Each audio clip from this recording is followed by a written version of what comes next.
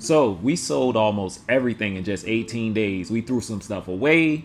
We tried to hold on to some stuff, but we couldn't. We threw some stuff in the trash. We put some stuff in storage. And we're going to take you to the storage unit to show you how all of that stuff look in the storage unit.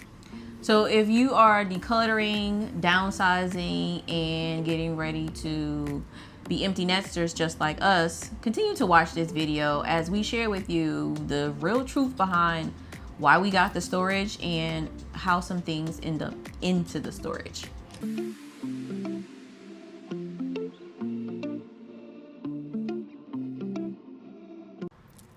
So there's three categories of items that for things that we decided to keep. Some of these things our kids will be taking a road trip to come and get for their apartments.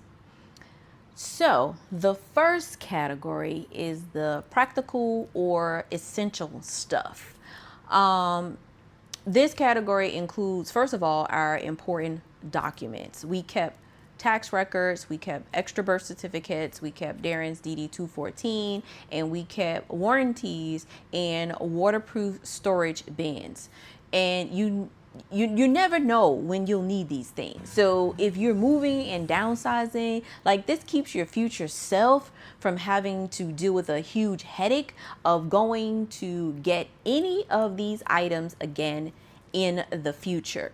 A couple other things that you can include in this category could be like some tools. I didn't think about this, but my kids are moving into apartments, so they might need small tools like a screwdriver, a hammer, or things like that. So when we say practical or essential stuff, we're basically talking like the basics that you would need going into an apartment. Essentials meaning stuff that you know, if you gotta go get this again, you either gonna get the runaround or have a headache trying to figure these things out. So this is the first and most important category of things that you're gonna put or we put in storage. The second is the essential stuff. So in the essential category, we're talking about photo albums and photos of our kids like growing up. There's no way that I am letting these go. Like, no. For anyone else out there, you could probably digitize and keep your originals if they're tied to family history or like your family tree. So my daughter suggested digitizing a lot of these photos, and we can carry a small photo frame with us to keep all the photos in. And I told her I'll think about it because that's taking up storage.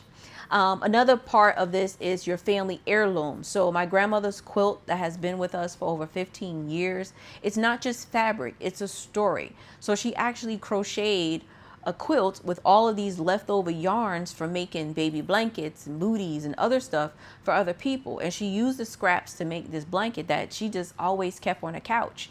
And when she passed, I said, yeah, that's coming with me. So if you're downsizing, pick heirlooms that carry meaning and not just clutter. Another thing is personal milestones. So we boxed up our kids' diplomas and awards, and each of our children have baby boxes, which is all of their first, like coming home from the hospital, first outfits and shoes, along with other stuff, and a shoebox. And these items remind us who we are as a family. So if you're decluttering, keep milestone items that make your story unique, not just a bunch of stuff. Mini teaching moment, right? Share with us how you almost threw something away that was a sentimental value and you really didn't realize it mattered. For us, it was a debate on tossing this poster board photo that we had from our vow renewal with all the signatures on it almost 10 years ago. And sometimes the value isn't in the use, but it's in the memories. And the reason why we kept this poster board is because, first of all, our kids was like, are you throwing that away? Like, seriously? And then the movers who we were working with was like, y'all got to keep this. We like, why?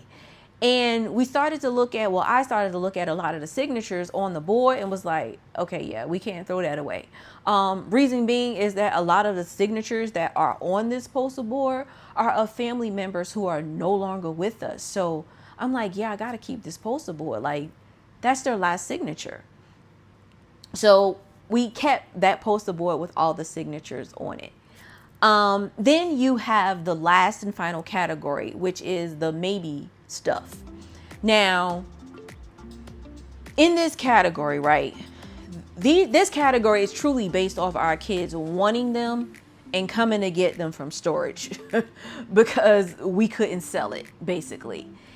These are things like pieces of furniture, TVs, and the sound system. There's a living room set, there's a kitchen table, along with a few kitchen items, kitchen essentials that our daughter just moved into her apartment, and our son will be getting a new place soon as well. And they can use these things in their apartment. So this is the maybe category. So this storage unit just isn't about boxes, it's actually a time capsule of our life. The essential things we'll use, the sentimental things we'll treasure, and the maybe things that the kids want. Now, I say maybe because if they don't get them within 6 months, we'll downsize again and donate a bunch more stuff. Yeah. So the real lesson here is that downsizing doesn't mean losing your story. It means being intentional with what you carry forward. Being intentional with what you carry forward. So, what would you have kept? Let me know in the comments down below, what would you have kept? And don't forget to subscribe because we have the final goodbye and learning lessons coming up in the next video. Stay tuned.